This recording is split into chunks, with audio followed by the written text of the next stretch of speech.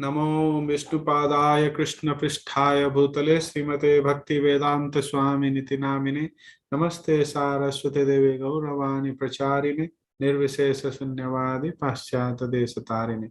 जय श्री कृष्ण चैतन्य प्रभु नित्यानंद श्री अद्वैत गदाधर शिवासादि गौर भक्त वृंद। हरे कृष्ण कृष्ण कृष्ण हरे हरे, हरे Ram Ram Ram Hare Hare.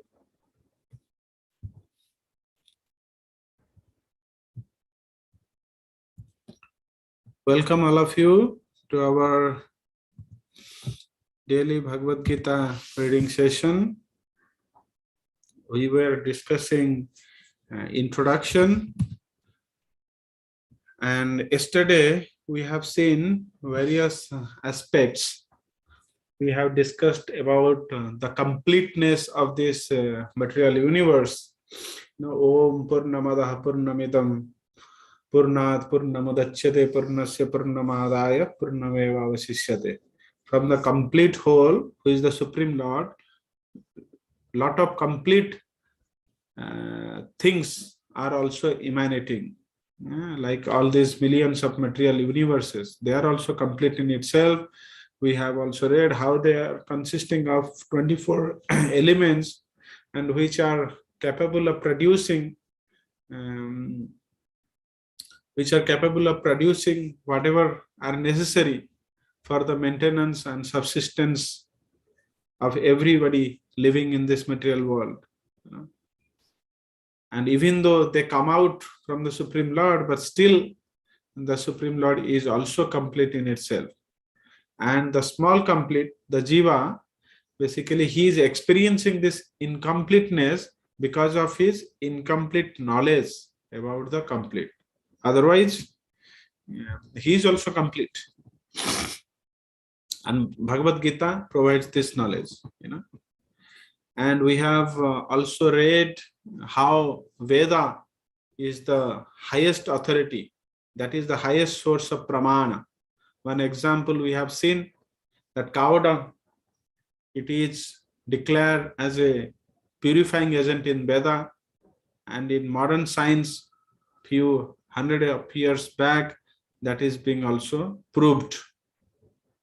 Although stool of any animal is considered to be abominable, but cow dung is special. So like that, so many such things are mentioned in Veda. Why it is perfect? Because it is emanating from the Supreme Lord, who is free of all the defects. Like in the human being, we are seeing that 4 common defects. We are prone to commit mistake, we are illusion, we have imperfect senses, and we have a cheating propensity. But Lord is free of all these defects. So that's the reason Veda are called Apaurisheya. And Bhagavad Gita is the essence of all this Vedic literature. And one should consider Bhagavad Gita as highest authority. Everything, whatever has been spoken in Bhagavad Gita has to be accepted. It's not that one person somebody will accept and some other person, hey, I do not like this, and this is bogus philosophy. No. Okay. Everything has to be accepted in whole. So yes, so let's begin our discussion today. This is also explained in Bhagavad Gita. In the beginning, Arjuna decided that he should not fight in the battle of Kurukshetra. This was his own decision. Arjuna told the Lord that it was not possible for him to enjoy the kingdom after killing his own kinsmen.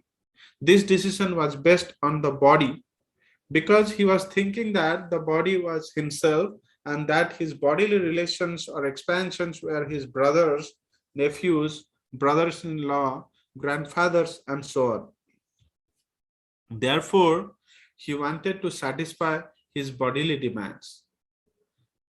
So here it is being told that Arjuna is withdrawing from fight because of his bodily attachment, because he thinks that in the opposite side enemy, who are his relatives, how can he kill them?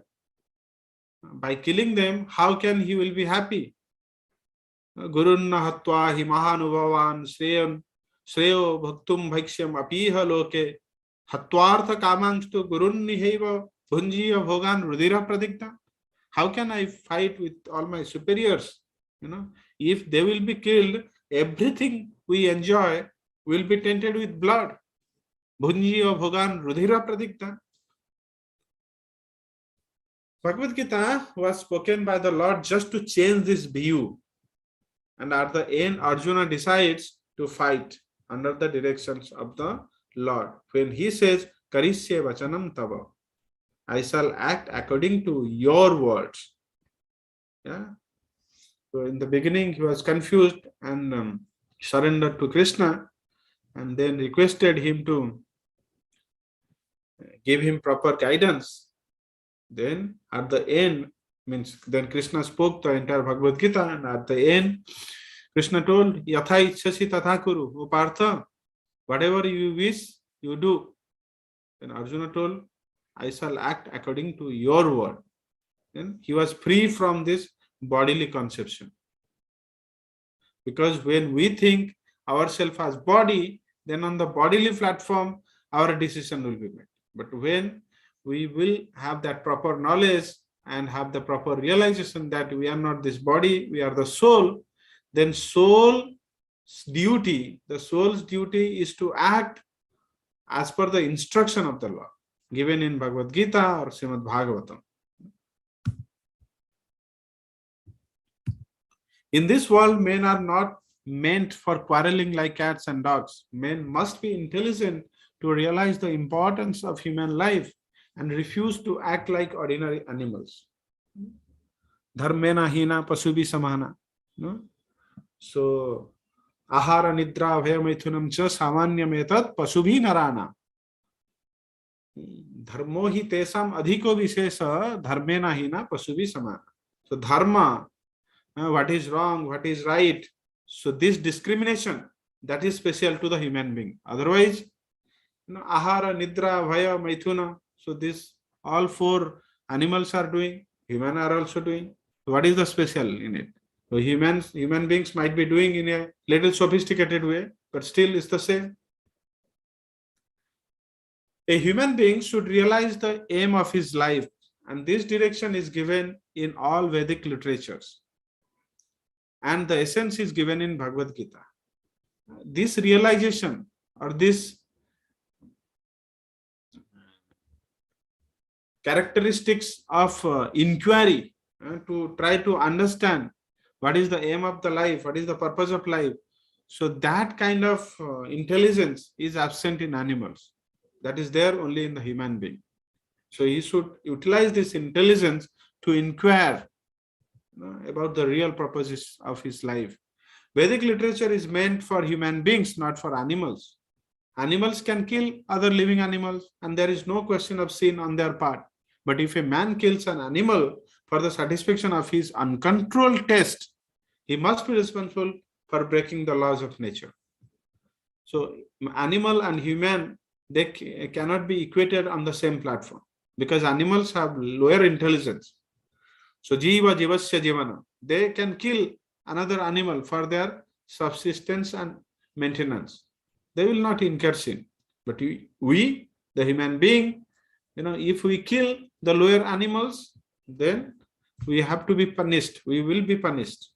Whether you know or do not know, doesn't matter. When you are in a country, you have to obey the law of the country. You cannot say, oh, I do not know the law. Government will not hear that. Being a responsible citizen, it is your duty to know the law. Okay. So similarly, being a human being, we are responsible to know what is right and wrong, what is our dharma. These things we can get to know from Bhagavad Gita, Srimad Bhagavatam, Veda. In the Bhagavad Gita, it is clearly explained that there are three kinds of activities according to the different modes of nature. the activities of goodness, of passion, and of ignorance. The activities are classified also in the three modes: mode of goodness, mode of passion, and mode of ignorance, Sata, Raja, and Tama. Similarly, there are three kinds of eatables also: eatables in goodness, passion, and ignorance. So everything what we do, that can be classified in these three, Sattva, Raja, and Tama. Very elaborately, Bhagavad Gita, in the Bhagavad Gita, this knowledge has been given by the Lord. So all of this is clearly described, and if we properly utilize the instructions of Bhagavad Gita, then our whole life will become purified, and ultimately we'll be able to reach the destination which is beyond this material sky. The process itself is given in Bhagavad Gita, how to lead a good lifestyle so that we can realize our own inherent nature, and how we can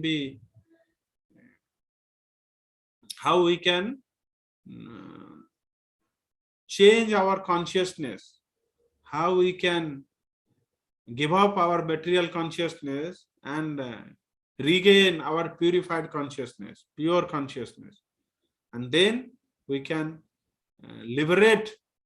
Then we can be liberated from this material world, and we can enter into the spiritual sky. That destination is called the Sanatana sky, the eternal spiritual sky. Yad gatva na nivartante tadhama paramam mama. That means who will go there, yad gatva na nivartate, there is no question of coming back. Tadhama paramam mama. Krishna says, that is my supreme abode. Na tad bhasayate suryo na sasankana pavakaha. There you do not need sun and moon to illuminate that planet. In this material world, we find that everything is temporary. It comes into being, stays for some time, produces some byproducts, dwindles, and then vanishes. That is the law of the material world. Whether we use as an example this body or a piece of fruit or anything, all the conscious things, they have to undergo the 6 transformations: birth, then growth, then stays for a while, then produces byproducts, then deteriorates, and then death. These are the 6 transformations. But for the unconscious being, there is no growth, there is no production of byproducts. Okay. So unconscious beings will go 4 transformations. But transformations will happen: birth and death. So that's the reason everything what we see here are temporary. But beyond this temporary world, there is another world of which we have information. It is given in Bhagavad Gita. That world consists of another nature, which is Sanatana, eternal. Eternal means there is no change. It is existing forever. The Jiva is also described as Sanatana, eternal. Because being the part and parcel of the Supreme Lord, we are also Sat, Chit, and Ananda. So the Sat aspect of us is eternal. Soul is eternal. And the Lord is also described as Sanatana in the 11th chapter. We have an intimate relationship with the Lord, and because we are all qualitatively one, the Sanatana Dharma or sky, the Sanatana Supreme Personality, and the Sanatana living entities. The whole purpose of Bhagavad Gita is to revive our Sanatana occupation or Sanatana Dharma, which is the eternal occupation of the living entity. That is actually our real dharma, our occupation duty, our real occupational duty, that is Sanatana Dharma. Okay, that is the ultimate purpose, to revive that Sanatana occupation. What is that? For that, we have to study Bhagavad Gita. We are temporarily engaged in different activities, but all of these activities can be purified when we give up all these temporary activities and take up the activities which are prescribed by the Supreme Lord. That is called our pure life. As per our identity, we do certain activities. We are responsible to do certain activities. Being a father, I have to do certain activities which are meant for the father to do.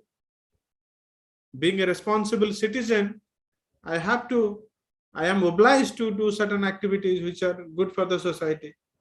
Similarly, when we get to know our real identity, that our eternality, we are eternal soul, and what is our eternal religion, or eternal occupation duty, or eternal dharma, which is Sanatana Dharma, then we will be free from all these temporary activities. And we will take up to these activities which are meant for that identity. And that is called our pure life, or that is called to reinstate in pure consciousness or Krishna consciousness. That consciousness is Jivera Swarupa hai Nitya Krishna Das. So that means all our activities should be directed to serve the Supreme Lord, nothing else. Even though we do a lot of varieties of other activities, they have to be dovetail, okay, having Krishna in mind. We have to think how we can, in what consciousness we will approach this task so that I can dovetail this to Lord Krishna. The Supreme Lord and his transcendental abode are both Sanatan, as are the living entities, and the combined association of the Supreme Lord and the living entities in the Sanatan abode is the perfection of human life. This is the perfection, combined association of the Supreme Lord and living entity. So all the living entity should have an association of Supreme Lord at his eternal Dhamma, which is Sanatana Dhamma. The Lord is very kind to the living entities because they are his sons. Lord Krishna declares in Bhagavad Gita, Sarva Yonishu Aham Bija Pradapita. I am the father of all. Of course, there are all types of living entities according to their various karmas. But here the Lord claims that he is the father of all of them. We can have various, we can fall into various yonis, sometimes in humans, sometimes in any of the animals, aquatics, trees, plants. But for all these living entities, Stavara or Jangama, whatever, they ultimately the root is the Supreme Lord Krishna. He is the Bija Pradapita. He is the seed-giving father. But he is very compassionate. So that's the reason he also descends to this material world to claim back us. Oh, my dear son, why you are rotting in this material world? Please, let's go. Enough is enough. Let's go to the Supreme Abode. You have a beautiful home there, which is free of all this kind of suffering, that is full of happiness. That's the reason he descends.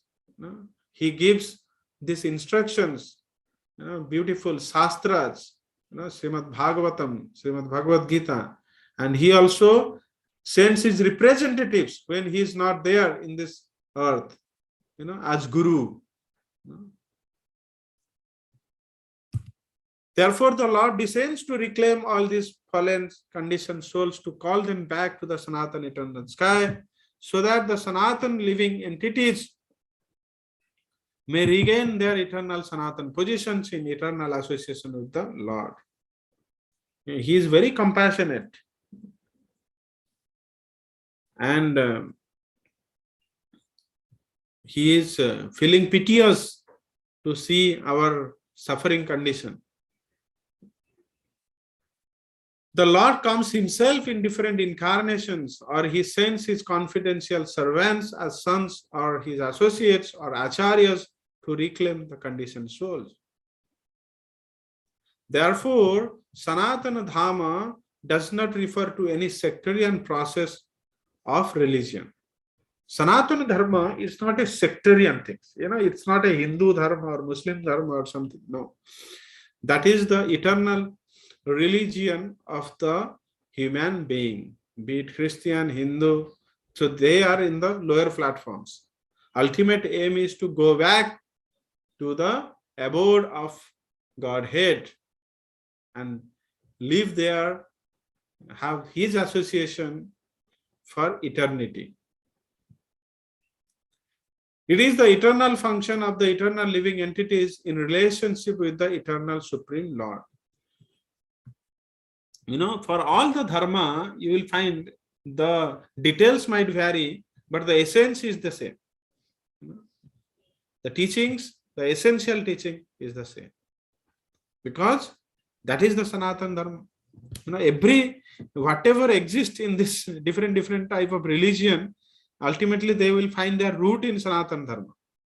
The Sanatana Dharma, there is no any, you cannot trace back, how old is it, when it has been started, and who is the profounder of this religion. There is no tracing of this. Sanatana Dharma refers, as stated previously, to the eternal occupation of the living entity. It is the eternal occupational duty.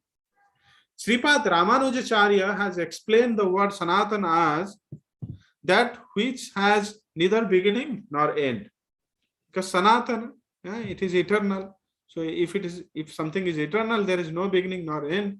So when we speak of Sanatana Dharma, we must take it for granted on the authority of Sripad Ramanujacharya that it has neither beginning nor end. Sripad Ramanujacharya was one of the prominent acharya of the Vaishnava philosophy. The English word religion is a little different from Sanatana Dharma. Religion conveys the idea of faith, and faith may change. So basically, there is no any suitable word which can represent dharma in English. Religion we use, but it's in, it cannot fully replace dharma. Religion means an idea of faith, and faith may change, but Sanatana Dharma, one may have faith in a particular process, and he may change his faith and adopt another.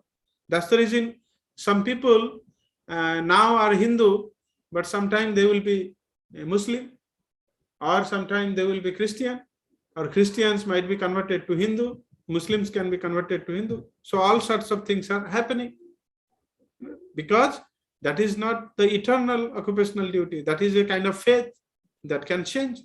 But Sanatana Dharma refers to that activity which cannot be changed. For instance, liquidity cannot be taken from water, nor can heat be taken from fire. Similarly, the eternal function of the eternal living entity cannot be taken from the living entity. The dharma, the inherent nature, dharma comes from dhru dhatu in the Sanskrit. Dhru means like which sustains. So if I talk of fire, it has some properties. If there is no heat, then how can we call it as fire? If there is no liquidity in the water, how come we can call it as water? So if there is no saltiness, no taste of saltiness in the salt, how can we call it salt? This cannot be taken away, because that is the very existence of that particular object. So similarly, for the living entity, his eternal function cannot be changed. Sanatana Dharma is eternally integral with the living entity. It's integral. You cannot take away. In the lower platform, you can name it different religion, but Sanatana Dharma, when we speak of Sanatana Dharma, therefore we must take it for granted on the authority of Sripad Ramanujacharya that it has neither beginning nor end.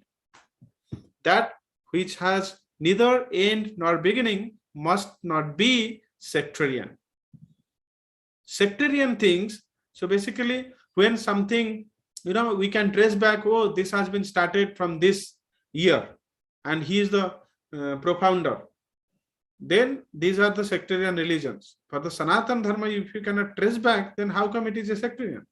So that's the reason the knowledge of Veda or Bhagavad Gita is non-sectarian.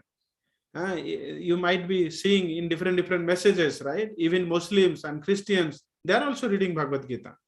You see, when Prabhupada started the movement in the Western world, Christianity is the major religion. So they have embraced the knowledge of Bhagavad Gita and practicing this Krishna consciousness philosophy, because it is not sectarian. For it cannot be limited by any boundaries. So we cannot say that, oh, it's only Hindu Dharma. No, Hindu, the word also came later. Hindu, when the Western people, they saw this land, they discovered this land with full of prosperity. They name it as like the land which is in the opposite side of Sindhu River. And S cannot be pronounced in that Persian language. So S is replaced by H. So they pronounce it like Hindu. So that is the name given by them.